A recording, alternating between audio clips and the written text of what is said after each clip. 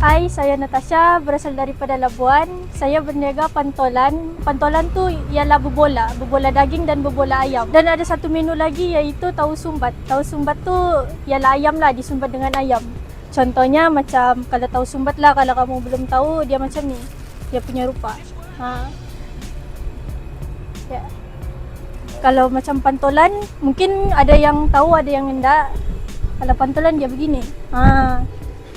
Dia punya contoh lah.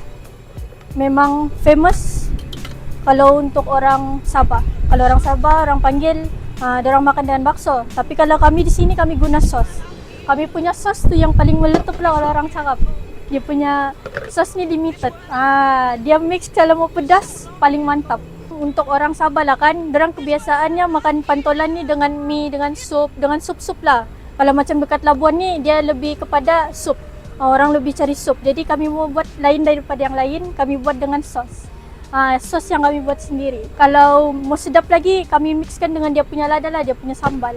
Produk kami ni kami buat daripada papar lah. Dia punya kilang memang dipapar daripada ayam, daging, semua tu.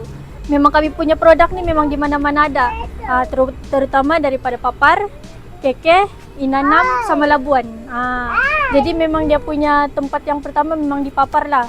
Jadi kami cuba cuba luas-luaskan lagi papar ke Keke, lagi-lagi Labuan lah supaya orang dapat rasa lah yang di sini untuk setiap hari punya. Tahu marga RM5, 5 pieces, RM10, 10 pieces. RM5. Dorang macam mana lah, mula-mula dorang rasa pelik. Kenapa campur sos kan? Selalunya dorang campur kuah-kuah macam tu. So, dorang cakap okey lah, kira unik. Sebab dorang pun first time cuba. Alhamdulillah dorang repeat. Nanti bagi itu 5 padas. Di Labuan ni ada 2 jenis pantolan. Satu yang bersup, satu lagi yang bersos.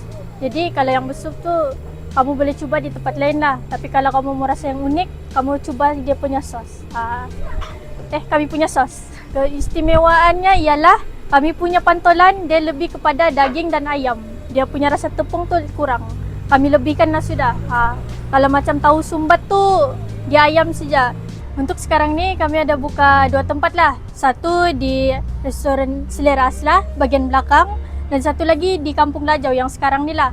Kampung Lajau di mana? Kampung Lajau dekat area traffic light dan bersebelah dengan klinik Desa Lajau. Kami beroperasi daripada jam untuk di Lajau lah. Kami beroperasi daripada jam 11 sehingga jam 8 atau 9 malam. Dan untuk di Aslah, restoran Selera Aslah kami buka daripada jam 3 sehingga jam 10 malam. Kepada orang Labuan, kamu jangan lupa datang di sini di mana di Kampung Lajau. Dan untuk orang-orang Semenanjung, kamu jangan lupa yang bercuti lah. Yang bercuti tu kamu jangan lupa datang sini. Kamu cuba kami punya pantolan yang belum cuba lagi, okey?